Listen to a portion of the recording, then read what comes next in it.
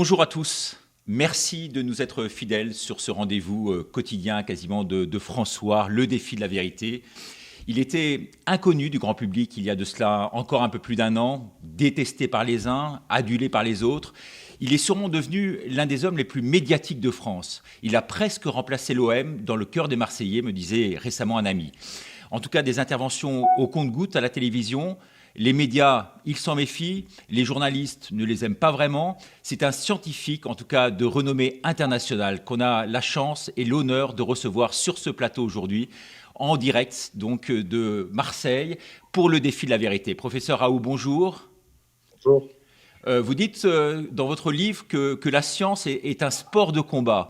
Vous dites c'est vraiment aujourd'hui un combat, ce virus. C'est vraiment le combat de votre vie? Oh, je ne sais pas, c'est le combat de ma vie. La science, de toute manière, bien entendu, il y a une naïveté qu'on trouve chez les gens. Il y a une espèce de sacralisation de la science en disant les, les scientifiques, mais comme on dit les journalistes, ou comme on dirait les footballeurs, tout ça n'appartient pas à une communauté, mais il y a tous les extrêmes qu'on peut trouver à l'intérieur. Après, la science, l'intérêt de la science, c'est la connaissance. Et la connaissance, bien entendu, c'est quelque chose qui change, sinon le sujet est mort. Et les avancées de la connaissance sont toujours des objets de conflit et mettent toujours un certain temps avant de bénéficier d'un consensus, d'une majorité d'opinions dans un sens ou dans l'autre. Alors, vous disiez au début de la pandémie que le coronavirus n'était finalement pas si méchant. Vous parliez même à l'époque de grippette. Est-ce que vous persistez aujourd'hui, professeur, et vous signez? Vous voyez, c'est ce que vous êtes en train de faire une des horreurs que font les journalistes. Je n'ai jamais dit de ma vie que c'était une grippette, c'est une connerie. Ouais, c'est important de le souligner, vous voyez, c'est important de le souligner. Non, C'est mais pour ça que vous êtes là aujourd'hui également. de conneries qui passe son temps à être répétée par tous les journalistes. C'est même la raison pour laquelle je vous suggère de lire mon dernier livre, qui est un verbatim. Verbatim, ça veut dire mot à mot, tout ce que j'ai dit, et je n'ai jamais parlé de grippette de ma vie. Vous confondez avec Jean-Louis Debré, qui a parlé de grippette au moment de H1N1, et je disais déjà que grippette est un néologisme que je n'emploie jamais et qui ne veut rien dire. Et en pratique, cette maladie ne ressemble de près ni de loin à la grippe, et vous n'avez pas vu mon livre, parce que si vous l'aviez lu, la première page que je raconte à propos des coronavirus endémiques est de dire les coronavirus sont dangereux. Donc tout ça, c'est des bêtises de journalistes. Alors, si on vous avait écouté, professeur, y aurait-il eu quand même moins de morts, la moitié moins de morts en France réellement? Pour finir, de toute manière, sur les coronavirus, et pour revenir à des choses qui sont rationnelles et pas des espèces de fantasmes dits de bêtises véhiculées par les ondes, nous avons maintenant les données réelles de l'INSEE qui sont publiées. Il y a d'ailleurs un très beau papier, pour une fois, publié dans Le Monde, ce qui est rare qu'il y ait des bons papiers dedans. Mais il y a un très bon papier publié par Lebras, qui est une star, qui est la star de la démographie française, qui montre qu'en réalité, ce que nous avons, ce qui est sur notre site, c'est qu'en réalité, l'augmentation de la mortalité est invisible jusqu'à 75 ans. C'est-à-dire qu'il n'y a pas plus de morts en 2020 pour les moins de 75 ans que ce qu'il y en avait en 2018 et en 2019. Donc cette crise de nerfs est une crise de nerfs qui a concerné des gens de plus de 75 ans, d'accord. La perte d'espérance de vie est extrêmement mineure. Moi, j'attends, chez nous, la perte d'espérance de vie chez les morts est de 3 ans par mort, d'accord. Ce qui, une fois que ceci sera réellement calculé par rapport au nombre de morts, montrera que le changement d'espérance de vie est probablement négligeable sur l'année 2020. Donc tout ça, c'est des chiffres et c'est de la réalité. Donc, ça n'est pas négligeable et ça n'est pas une grippette. Ça n'a d'ailleurs, les seuls qui ont pris cette maladie pour une grippe, c'est ce gouvernement. Moi, jamais pensé qu'une nouvelle maladie était assimilable à une maladie ancienne. C'est de la bêtise, c'est de l'ignorance. Ce qui a été pris en France, comme dans tous les pays occidentaux, c'est le plan stratégique du Center for Disease Control en 2017 pour faire face à une épidémie de grippe et qui a confondu la grippe et les infections à coronavirus qui n'avaient rien à voir. Et je peux vous dire que le premier malade que j'ai vu avec un coronavirus, il avait une anosmie, ce qui n'arrive jamais avec les grippes. Donc, ce n'est pas les mêmes maladies, c'est pas vrai, et ne me faites pas dire de bêtises parce que je n'en dis pas. Professeur, alors on commence à voir en tous les cas les premiers retours des vaccins. D'après vous, est-ce que les vaccins fonctionnent? Vous avez des données statistiques précises et toutes les mesures possibles à Marseille. Il faut dire je crois qu'il y a près de 800 personnes, hein, c'est ça, qui travaillent à l'IHU. C'est le plus grand pôle d'infectiologie véritablement de France. C'est trop tôt pour évaluer les choses. Ce que l'on voit maintenant est ce qui était ce qu'on peut comprendre assez facilement. Les virus, globalement, l'Occident est passé par une crise de nerfs qui a rendu la plupart des gens complètement aveugles. Les virus ne sont pas des objets inertes.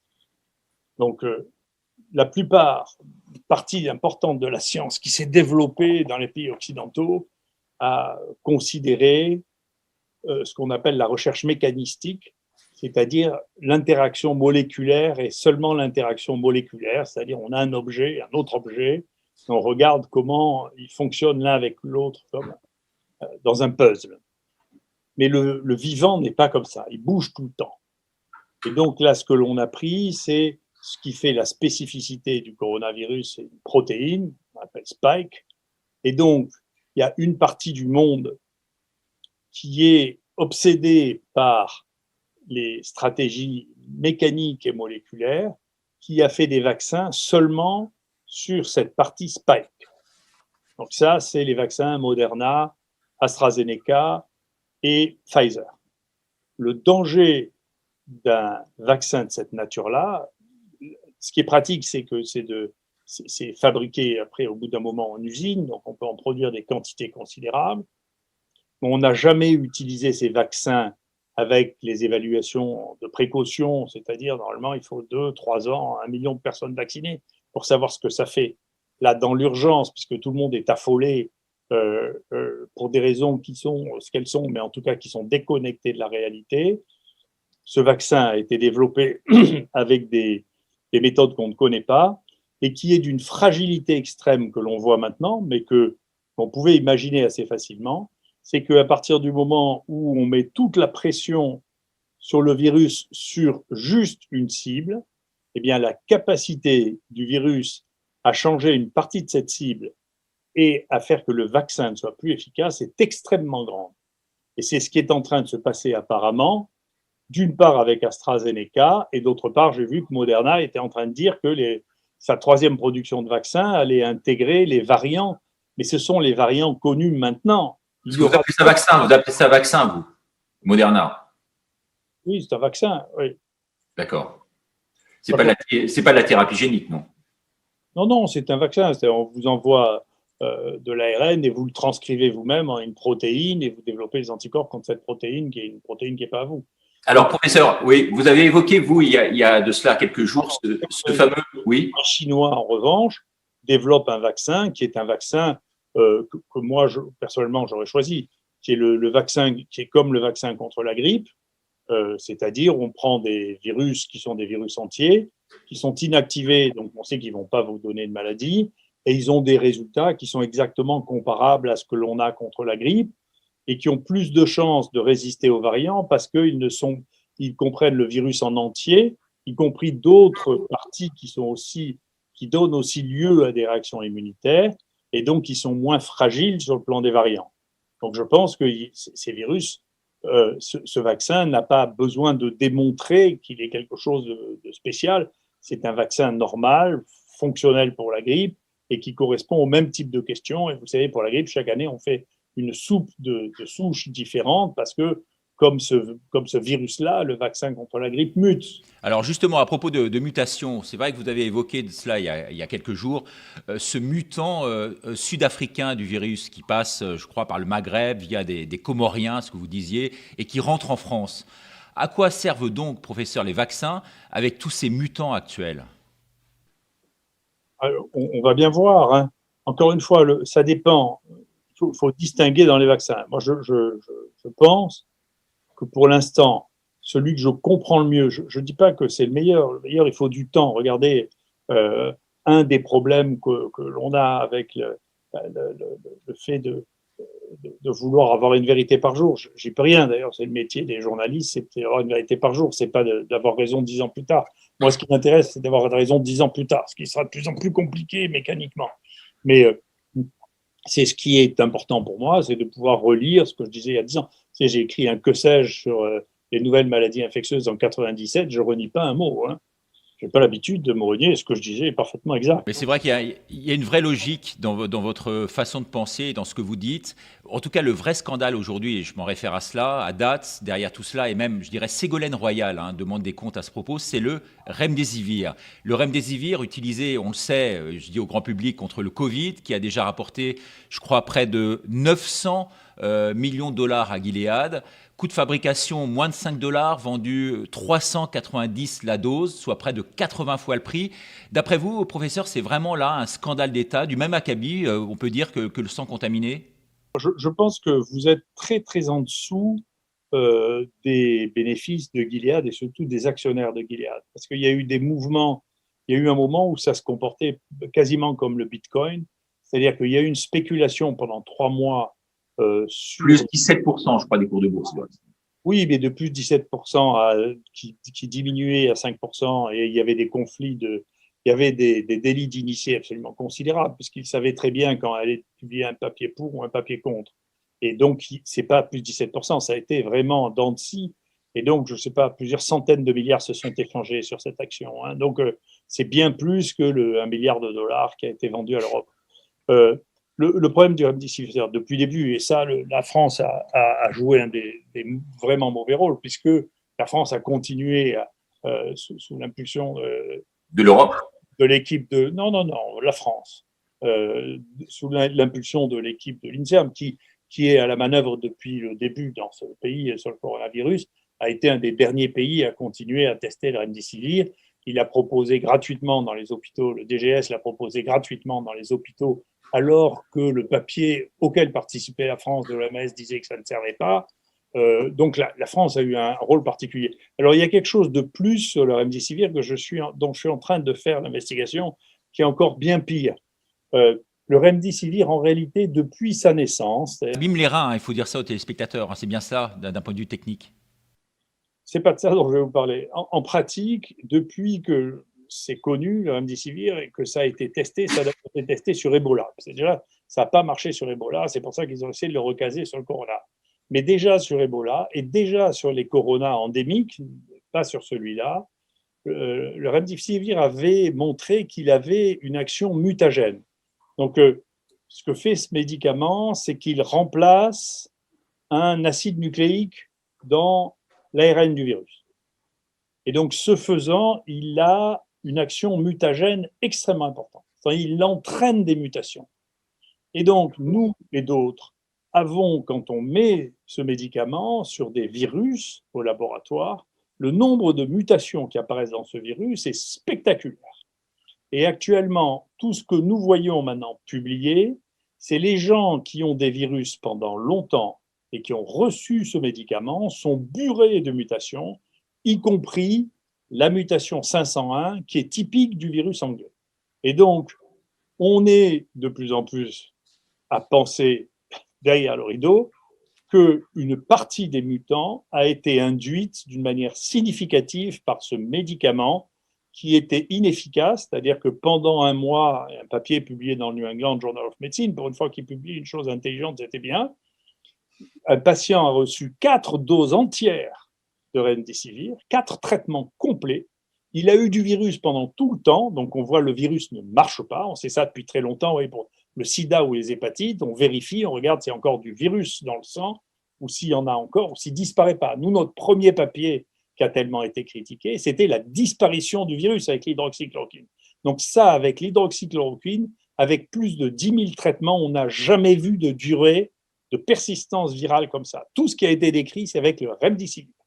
Et à la fin, c'est bourré de mutants, et le devenir de ces mutants, en particulier avec la pression de sélection liée au vaccin et liée aux anticorps que l'on balance aux mêmes malades, ça sélectionne des mutants qui résistent et qui ont des mutations justement dans cette protéine spike. Donc, ce que vous dites, et pour le grand public, j'essaie de transcrire, parce que c'est vrai que c'est quand même un peu technique, c'est que non seulement, ça ne sert à rien, mais en plus, ça a des effets pervers, quoi. C'est ce que vous dites.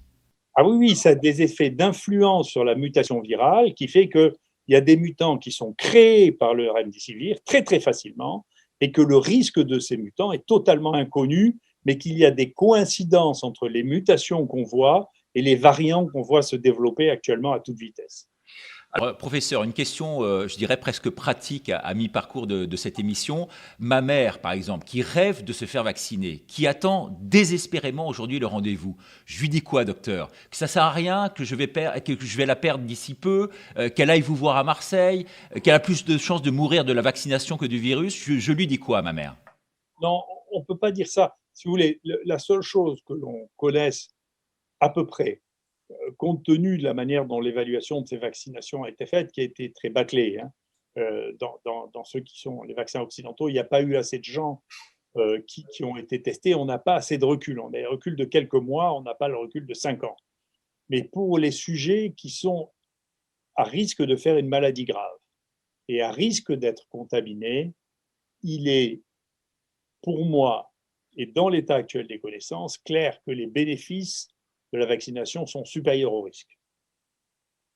Maintenant, demain, je n'en sais rien. Si le variant sud-africain prend le dessus, je ne sais pas ce qui se passera. Nous verrons après. Pour l'instant, c'est une des armes que nous avons. Ce en quoi je suis en désaccord, c'est de croire, comme depuis le début, on a l'impression que les gens qui gèrent cette épidémie jouent à des jeux vidéo, c'est-à-dire on va appuyer sur un bouton et ça s'arrête, et c'est pas comme ça. Ce sont des apprentis sorciers, hein, ce que vous dites. Il faut utiliser tous les outils que nous avons, il faut arrêter d'avoir des tabous, il faut arrêter d'avoir des opinions a priori, il faut regarder les données réelles et à partir de ça, ajuster les choses. Il n'y aura pas de miracle, mais on pourra améliorer en particulier la mortalité des gens qui sont les plus à risque. Mais professeur, alors je crois que c'est un scoop que vous nous livrez ici. C'est selon vous, donc, les bénéfices pour des personnes à risque aujourd'hui de prendre le vaccin sont plus importants que les risques, hein. Je reformule ça à votre façon. Tout à fait. Ouais, c'est très important. Vous dites que, par ailleurs, que les conditions qui sont prises aujourd'hui par les gouvernements sont d'un autre âge, hein, je ne fais que vous citer. Mais la critique, vous savez, professeur, et ce n'est pas vous que je vais l'apprendre, est facile et comme on dit, l'art est difficile. Qu'est-ce que vous feriez, vous, si vous étiez véritablement à la place de Véran, sur les tests, sur le confinement, sur les masques, sur le vaccin, bref, toutes les questions que les Français aujourd'hui ont envie de vous poser et que je ne fais que relayer finalement? Non, mais globalement, si vous voulez, ce pays est désorganisé et désorienté. Et quand il commence à être désorienté et désorganisé, les choses ne s'arrangent jamais. Moi, c'est ce que je pense. Il faut repartir à zéro et faire un point. Les tests ont été, au début, donc la France a été le dernier pays à faire des tests à un niveau raisonnable. On était les seuls en France à le faire. Et d'un coup, on a lâché tous les tests avec des tests qui marchent mal, une absence de normes. Et donc, nous, on vérifiait les tests positifs, il y en avait 20 à 40% qui étaient négatifs en réalité, donc c'était faux positifs. Les savonnettes qui ont été achetées par millions, elles ratent 30% des diagnostics. Donc, si vous voulez, tout cet affolement amène à voir, comme tous les gens qui sont affolés, soit on ne fait plus rien parce qu'on est paralysé, c'est ce qui était le début, soit on fait tout à la fois sans plus rien valider. Tout ça, c'est pris dans l'affolement. Moi, je ne suis pas quelqu'un d'affolé ni de craintif, donc je ne m'inquiète pas. On prend les décisions, on évalue les choses, y compris si on peut les faire très vite. Nous, les évaluations des tests, il nous a fallu 48 heures pour les faire. On fait 3000 tests par jour. Donc, pour vous dire ça marche, ça, sa sensibilité, c'est ça, la spécificité, c'est ça, il suffisait de nous demander. Donc, si vous voulez, il y a là une vraie émotion qui nuit aux choses. Concernant le confinement, tout le monde pouvait avoir une opinion et pendant longtemps, moi, je n'ai pas eu d'opinion parce que je n'ai d'opinion que sur des choses qui sont démontrées. Quand les choses sont démontrées, je regarde la qualité des travaux qui sont faits et donc je dis, écoutez, voilà, ces travaux, je les crois. Mais une situation comme ça n'a jamais été fait, sauf en se mettant dans des perspectives historiques qui étaient la comparaison à Marseille, par exemple, de la quarantaine et du lazaret. Le lazaret, c'est on isole les gens contagieux et la quarantaine, on isole tout le monde.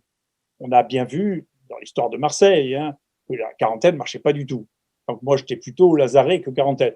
Il y a maintenant un an de recul. Il y a un très bon travail qui a été fait par le meilleur épidémiologiste du monde, qui s'appelle Ioannidis, qui évalue toutes les stratégies, y compris celle de la France et de la Suède, et qui dit, écoutez, maintenant, on n'a strictement aucune évidence que tout ça serve à quelque chose. Donc, ça veut dire que s'il y a des circonstances dans lesquelles ça sert à quelque chose, c'est marginal. C'est comme quand on parlait de la mortalité, c'est pas la peine. Moi aussi, je peux vous montrer des gens en réanimation qui ont 30 ans, dire regardez, tout le monde va mourir. Et tout ça, c'est des trucs de films d'horreur, c'est pas la réalité. La réalité, maintenant, au bout d'un an, on la connaît. Donc moi, je pense qu'il faut s'arrêter, se calmer. C'est une maladie qui tue surtout les personnes très âgées, il faut s'en occuper. Et donc, il faut développer les stratégies thérapeutiques dans les EHPAD. Nous, on a fait une évaluation dans les EHPAD et on faisait diminuer entre les EHPAD, la mortalité dans les EHPAD qu'on traitait par rapport à celle qu'on ne traitait pas, on divisait par 2 quand même. On passait de 28 à 14%. Que ça n'ait pas été repris ni retesté ailleurs est une chose qui me sidère parce que ça, si c'est vrai, ça, on parle de milliers de morts. Donc ça, c'est un point important.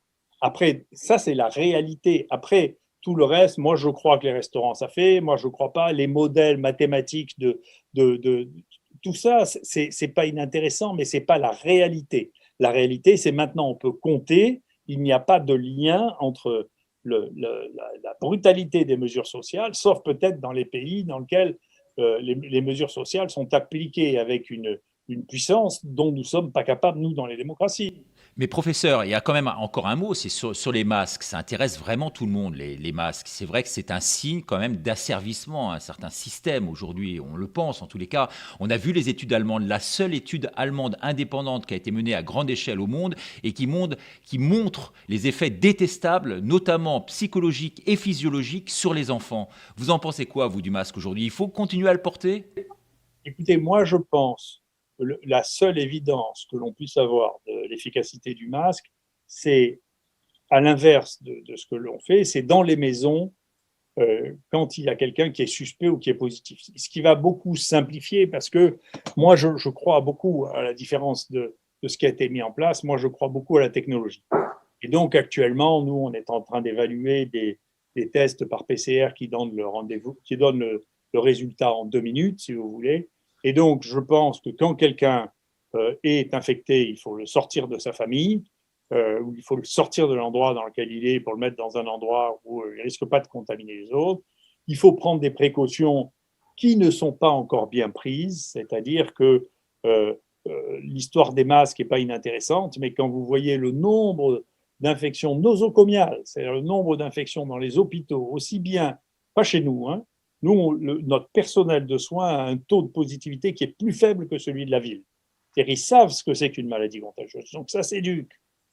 Mais dans les hôpitaux en général, et y compris dans le CHU, le nombre d'épidémies que nous avons dans le personnel de soins et chez les malades est considérable. Ça veut dire que ce n'est pas en disant on va foutre des masques que l'on va changer les choses. Donc ça passe par les mains, ça passe par le nettoyage des surfaces, c'est par les mains que ça passe essentiellement, et ça passe par le masque quand on est dans des relations sociales très proches, c'est-à-dire dans les familles. Et on sait que plus de 50% des contaminations qui se font en dehors des hôpitaux se font dans les familles. Ce n'est pas dans la rue que vous allez attraper par le vent le coronavirus, c'est dans les familles. Et ça, on a aussi des preuves scientifiques, c'est-à-dire que si on fait maintenant des études pour savoir qui a des anticorps dans la population générale et qu'on regarde comment les gens ont été contaminés, ils ont été contaminés, mais, et bien entendu, le plus de tout, c'est mari et femme, enfin, conjoint et conjointe maintenant, parce que les gens qui dorment dans le même lit, c'est sûr qu'ils se transmettent la maladie. Vous voyez ? D'accord. Mais alors, ce qui est très important, et je pense que c'est le deuxième scoop que vous nous livrez là aujourd'hui, et je vous en remercie pour François, c'est que en fait, vous préconiseriez davantage de mettre des gants que de mettre un masque, en fait, si je vous écoute bien. Les gants ne sont pas inintéressants. Une deuxième chose sur les gants que les gens ne savent pas, parce que les légendes courent vite, c'est que les gants on peut les décontaminer à l'alcool aussi. C'est-à-dire que quand vous avez touché quelque chose de suspect, une des choses qu'on a vues au cours d'Ebola, alors je m'excuse, mais on navigue dans un tel océan d'ignorance que ça fait partie, ça aussi, des ignorances qui pourront être répétées sur les plateaux de télévision, y compris par des professeurs de maladies infectieuses. Bien sûr, il faut mettre de l'alcool sur les gants. Ce que l'on a vu quand on a fait par caméra, en filmant par caméra, dans les transmissions dans le personnel soignant de Ebola. Ce que l'on a vu, c'est que quand les gens avaient mis les gants et qu'ils enlevaient leurs gants, s'ils ne décontaminaient pas leurs gants, c'était comme ça qu'ils se contaminaient en enlevant leurs gants.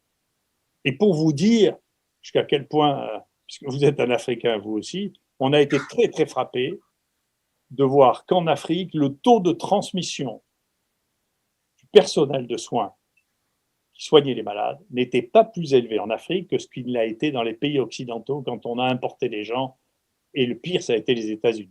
Et une des raisons, vous savez, ils étaient très mal équipés. Comme gants, ils avaient des gants de cuisine et ils calculaient qu'il fallait 10 litres d'eau de Javel par patient. Et donc, ils se trempaient, quand ils avaient fini, les gants dans l'eau de Javel et ils ne se transmettaient pas la maladie et ils ne la transmettaient pas aux malades. Donc, vous voyez, ce n'est pas la peine d'être extrêmement sophistiqué. C'est sensible à l'eau de Javel, c'est sensible à l'alcool et donc, il faut passer son temps à se décontaminer et à décontaminer les pièces que l'on a touchées. Et quand on peut ou quand on doit, on met des gants. Mais quand on enlève les gants, il faut se passer de l'alcool sur les gants avant de les enlever. Et il y a des gens qui vous diront, qui vous inventeront avec une pseudo-connaissance qu'il ne faut pas mettre de l'alcool sur les gants, ce qui est une bêtise. C'est aussi quelque chose que l'on a, c'est de la science. Nous, Philippe Broucky, chez moi, a mis des caméras dans toutes les pièces, avec l'accord des patients et des personnels, et on s'est rendu compte que le personnel pensait être protégé et protéger les malades en mettant des gants, et que du coup, il oubliait de décontaminer les gants après avoir touché des objets en touchant les malades, et que c'est comme ça qu'ils transmettaient les maladies aux malades. Précision effectivement extrêmement importante. Alors, professeur, c'est pas vous que je vais l'apprendre, hein, mais vraiment l'objectif, on le sait, de la médecine, c'est de soigner, c'est de prescrire. Or, on sait que les médecins aujourd'hui ne peuvent plus prescrire, je dirais en l'espèce. La fameuse solution précoce, désormais, est quasiment interdite. Un peu comme si on demandait à Messi de ne jouer qu'avec le pied droit, en gros. Donc, d'après vous, est-ce que la médecine préventive est oubliée, elle est placardisée? La santé alternative, pourtant, et vous êtes le premier à reconnaître, booste, hein, c'est ça l'immunité. Alors pourquoi finalement, professeur, s'en priver aujourd'hui? Écoutez, il y a plusieurs choses. Il y a un premier point qui est que, encore une fois, dans la phase de désespoir qui a pris les gens qui étaient à la manœuvre, cette phase de désespoir, c'est on fait rien jusqu'à ce qu'on ait une baguette magique. Donc, cette phase de désespoir, elle a fini par atteindre, malheureusement, dans un certain nombre de cas, des médecins qui ont fini eux-mêmes par avoir peur d'attraper la maladie et de recevoir les malades alors qu'on leur disait qu'il n'y avait rien à voir. Donc, il y a eu une espèce de démission du soin organisée par l'État, hein, de démission du soin, c'est on ne soigne plus. D'accord ? On dit aux malades, non, non, non, je ne veux pas vous recevoir, je ne veux pas vous soigner, restez à la maison. Et si vous êtes essoufflé, allez appeler le SAMU. Donc, ce qui est quand même un défi par rapport à l'ensemble de ce que nous connaissons de la médecine. Ça, c'est un premier point. Et deuxièmement, sur un certain nombre de points, dont la chloroquine, si l'État et un certain nombre de médias mainstream reconnaissent ce qui finira par s'imposer, parce qu'il y a eu 200 études sur l'hydroxychloroquine maintenant qui sont disponibles. Il y a un site qui s'appelle COV19, il suffit de le regarder. Et tous les gens qui font des méta-analyses d'une manière qui est honnête retombent sur le même résultat. Si vous dites ça à la fin, ça veut dire qu'il y a des milliers de gens qui sont morts pour rien et que ça aura des conséquences judiciaires au plus haut niveau qui seront inarrêtables. Donc jamais personne ne reconnaîtra qu'il a fait une faute pendant plusieurs mois qui a entraîné la mort de milliers de personnes. Alors, c'est vrai que le New England Journal of Medicine a légitimé vos travaux à travers 2 parutions, il y a quelques jours et aujourd'hui. Après le débunkage, je dirais, du Lancet, dont on a quand même beaucoup parlé, est-ce que pour vous, professeur, c'est une nouvelle victoire? C'est une victoire importante et qui va nécessiter, bien sûr, d'après vous, une réhabilitation par la suite? Non, mais si vous voulez, moi, je ne me sens pas du tout déshabilité. Et je m'en fous complètement de ce que vous dites dans la presse. Non, pour dire la vérité, honnêtement, moi, je fais mon métier. En France, moi, j'ai publié plus de papiers sur le Covid-19 que n'importe qui. On doit en avoir plus de 100. On est seul à avoir rapporté quelque chose en dehors d'essais cliniques ratés, qui étaient les gens qui ont organisé ça, qui ensuite se sont donné des prix à l'INSERM et puis des médailles, la Légion d'honneur, n'ont publié que des études qui ne marchent pas. C'est pas inintéressant. Personnellement, je m'en fous. Simplement, t'entends la réalité rattrape les gens. Toutes ces études ne marchent pas. Il est probable que le médicament de Gilead a un effet épouvantable sur l'hypermutation des virus. Personne ne faisait les tests. Nous, on nous a dit qu'on était de fous de faire les tests, mais vraiment, tout le monde les fait. Personne ne savait même à quoi servait un génome. Moi, j'ai quand même eu des gens qui m'ont dit à moi, qui étaient le seul à avoir fait les génomes au milieu d'été, qui n'avaient pas de mutation. Il faut avoir un culot absolument phénoménal. Moi, je fais des génomes à la série depuis plus de 20 ans. Des gens qui n'ont jamais fait un génome de leur vie, qui me disent face to face, vous savez, il n'y a pas de mutation. On atteint des degrés de ridicule. Et donc, je m'en fiche complètement de ce que disent les gens. En plus de ça, ils répètent en boucle, et vous voyez, même vous faites piéger. Vous voyez, ah, M. Raoult a dit que c'était une grippette, ou M. Raoult a dit qu'il n'y aurait pas de rebond. Il n'y a jamais eu de rebond. Il y a des épidémies différentes.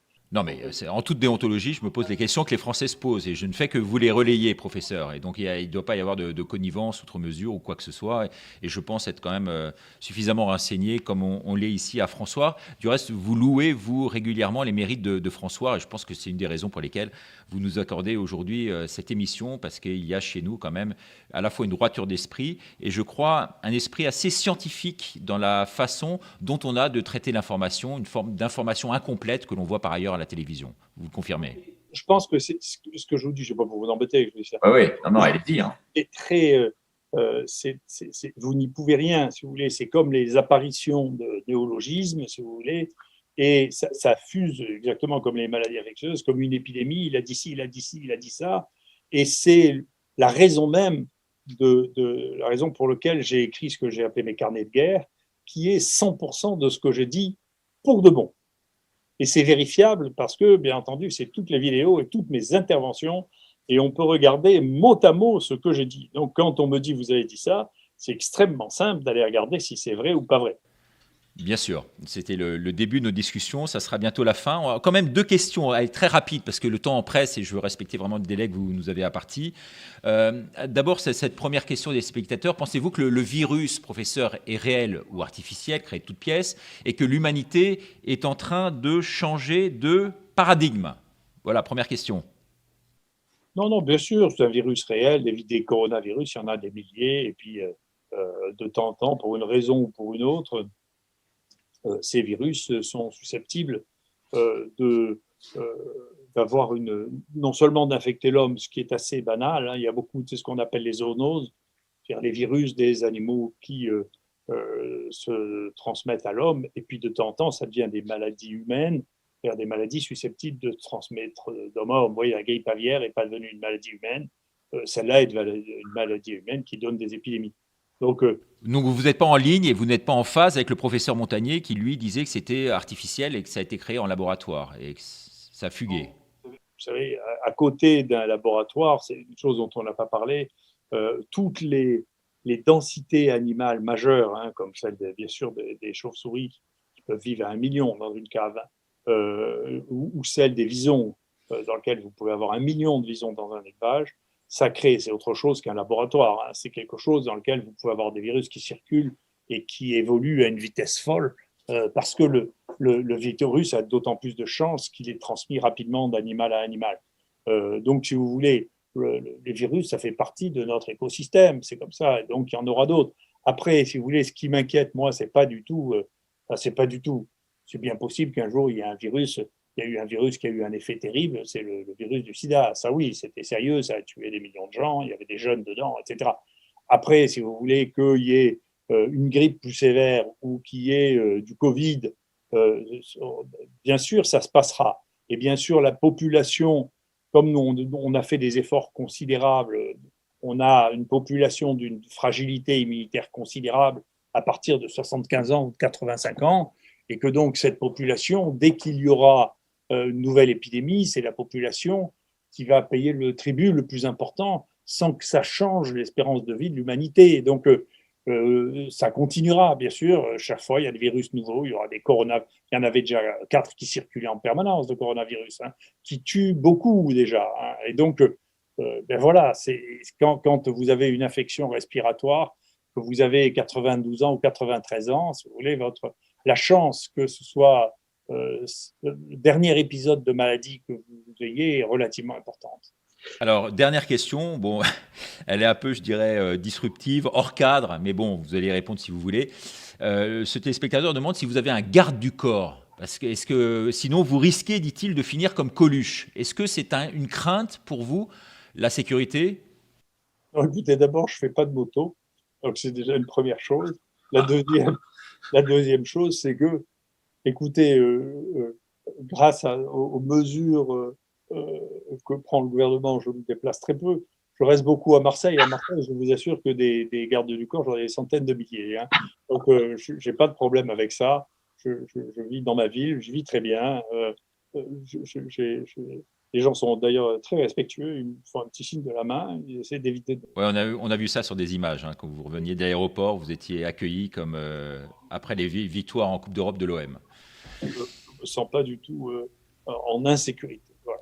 Très bien, bah écoutez, je vous remercie infiniment. Je tiens quand même pour terminer à préciser un peu les choses concernant François, qui n'a pas du tout l'âme, je dirais, complotiste, comme certains essaient de nous faire croire, en tous les cas. Tout le monde est le bienvenu ici. Je lance du reste un appel quasi public aux ministres afin qu'ils viennent s'exprimer également dans cette émission, le droit de la vérité. C'est vrai qu'on a l'impression aujourd'hui quand même qu'on nous cache des choses et honnêtement, personne ne comprend ce qui nous arrive. Ça, c'est un fait objectif. Et c'est tout l'objet finalement de cette démarche de transparence qui nous anime ici, qui anime la rédaction et qui anime toute l'équipe de François. Je pense que c'est une démarche quand même honnête, une démarche utile. Les journalistes ici ne sont pas des surexcités, comme vous pouvez le voir, simplement des gens de bon sens, comme tous les Français. Ils doutent, ils veulent savoir, ils veulent véritablement comprendre, ni plus ni moins. En tout cas, merci infiniment, professeur. Merci de nous avoir, vous téléspectateurs, suivis cette émission. N'hésitez pas à envoyer vos multiples réactions. On ne manquera pas de les relayer, de les transmettre. Peut-être pas directement au professeur Raoult, parce que là maintenant, il va travailler auprès de ses patients, mais en tous les cas, les relayer auprès de son équipe. Professeur, merci infiniment. C'était un plaisir pour moi de vous avoir. Et à très bientôt donc, pour une nouvelle émission du Défi de la vérité de François. Au revoir.